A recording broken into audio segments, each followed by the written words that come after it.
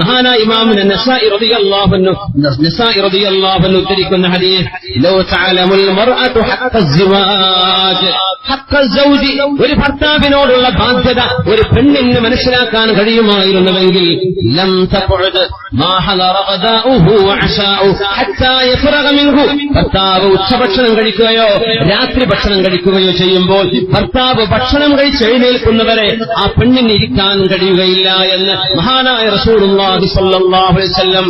ഒരു പെണ്ണ് സ്വന്തം ഭർത്താവിന് അല്ലാഹു നൽകുന്ന മഹത്വം. ഭർത്താവിന് ഇങ്ങോട്ടും കടപ്പാടുകളുണ്ട്, പെണ്ണിനോട് ഉത്തരവാദിത്തങ്ങളുണ്ട്, അങ്ങോട്ടും ഇങ്ങോട്ടുമുണ്ട്. എന്നാൽ ഭർത്താവിന്റേത് കൂടുതൽ. എന്തുകൊണ്ട്? അവളെ സംരക്ഷിക്കേണ്ടത് ഇവനാണ്, അവൾക്ക് ഭക്ഷണം കൊടുക്കേണ്ടത് ഇവനാണ്, അവൾക്ക് മഴ കൊള്ളാതെ താമസിപ്പിക്കേണ്ടത് ഇവന്റെ ബാധ്യതയാണ്.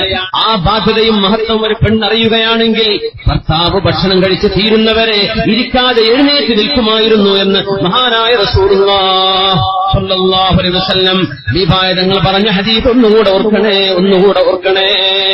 ലൗ അന്ന മിൻ ഖദമിഹി ഇലാ മഫറഖ് റഅസിഹി ഖർഹത്തുൻ തംബജിസു ബിൽ ഖൈഹി വസ്സദീദ്, ഭർത്താവിന്റെ തലയിൽ നിന്ന് കാല് വരെ അഴുകിയ മുറിവുണ്ടാവുകയും ആ മുറിവിൽ നിന്ന് ഒലിച്ചു നീങ്ങുന്ന ചീഞ്ചലം പോലും തന്റെ നാവ് കൊണ്ട് വൃത്തിയാക്കെടുത്താൽ പോലും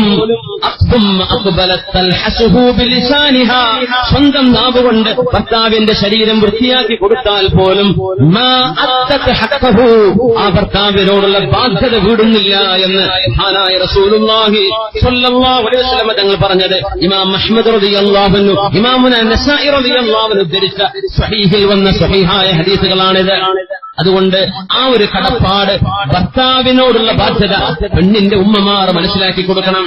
ഭർത്താവിനെ സംബന്ധിച്ചിടത്തോളം പെണ്ണുകാർ അവരെ നിരങ്ങേണ്ടവരല്ല, പെണ്ണിന്റെ വീട്ടുകാരെ നിസ്സാരമായി കാണേണ്ടവരല്ല, പെണ്ണിന്റെ വീട്ടുകാരെ അപമര്യാദയായി പെരുമാറേണ്ടവനല്ല.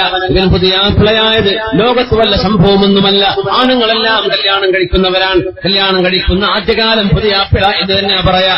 അതിന്റെ പേരിൽ അഹങ്കാരം നടിക്കുകയും ഈ വീട്ടുകാരൊക്കെ എനിക്ക് എന്തോ ഒരു ബഹുമാനം തരണം, എനിക്ക് എന്തൊക്കെയോ വേണം, ഞാൻ എന്തൊക്കെയോ അർഹിക്കുന്നുണ്ട് എന്ന ഭാവേന സ്വന്തം ഭാര്യ വീട്ടുകാരോട് അപമര്യാദയായി പെരുമാറാൻ പാടില്ല. ഹബീബായ നബി തങ്ങൾ പഠിപ്പിച്ച ഒരൊറ്റ സംഭവം കൂടെ പറയട്ടെ. അലി റളിയല്ലാഹു അൻഹുവിന്റെ പ്രിയപ്പെട്ട ഉമ്മ ഫാത്തിമ ബിൻത് അസദ് റളിയല്ലാഹു അൻഹ ലോകത്തോട് വിട പറഞ്ഞപ്പോ ഫാത്തിമ റളിയല്ലാഹു അൻഹയുടെ അമ്മായിയുമ്മയുടെ പേര്, അലി തങ്ങളുടെ ഉമ്മയുടെ പേര് ഫാത്തിമ തന്നെയാണ്. അത് ഫാത്തിമ ബിൻത് അസദ്, ഇത് ഫാത്തിമ ബിൻത് മുഹമ്മദ് സല്ലല്ലാഹു അലൈഹി വസല്ലം. രണ്ടുപേരും ഫാത്തിമമാരായിരുന്നു. അലി തങ്ങളുടെ പ്രിയപ്പെട്ട ഉമ്മ വഫാത്തായപ്പോഴാ അല്ലാഹുവിന്റെ ഹബീബ് അവിടുത്തെ മേൽത്തട്ടം കൊണ്ടുവന്നത്. ഫാത്തിമ റളിയല്ലാഹു അൻഹ നബിയുടെ മോളല്ല, അലി തങ്ങളുടെ ഉമ്മ ഫാത്തിമ ബിൻത് അസദ് റളിയല്ലാഹു അൻഹ അവരെ പുതപ്പിച്ചു. ജനാസ കർമ്മങ്ങൾക്ക് മുഴുവനും ഹബീബ് നേതൃത്വം കൊടുത്തു. എന്താണ് ബന്ധം?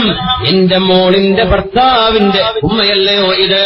കടപ്പാട് പറയുകയാണ്, ഭാര്യ ഭർത്തൃ ബന്ധത്തിന്റെ മഹത്വം പറയുകയാണ്. എന്നിട്ട് ആ പ്രിയപ്പെട്ട ഉമ്മയെ ഖബറിലേക്ക് വെച്ചുകൊടുത്തത് ഹബീബല്ലയോ സല്ലല്ലാഹു അലൈഹി വസല്ലം.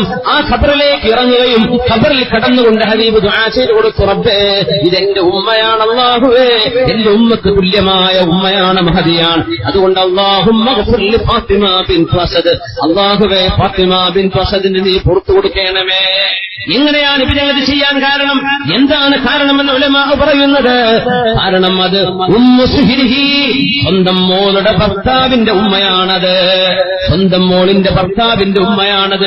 സ്വന്തം ഭാര്യയുടെ ഉമ്മയോ ബാപ്പയോ, ഭർത്താവിന്റെ ഉമ്മയോ ബാപ്പയോ സ്വന്തം മാതാപിതാക്കളെ കാണുന്ന പോലെ കാണണമെന്നും ആ സ്നേഹബന്ധം നിലനിർത്തണമെന്നും ഹബീബായ റസൂലുള്ളാഹി സ്വല്ലല്ലാഹു അലൈഹി വസല്ലം തങ്ങൾ നമുക്ക് മാതൃക പറഞ്ഞു തരികയാണ്.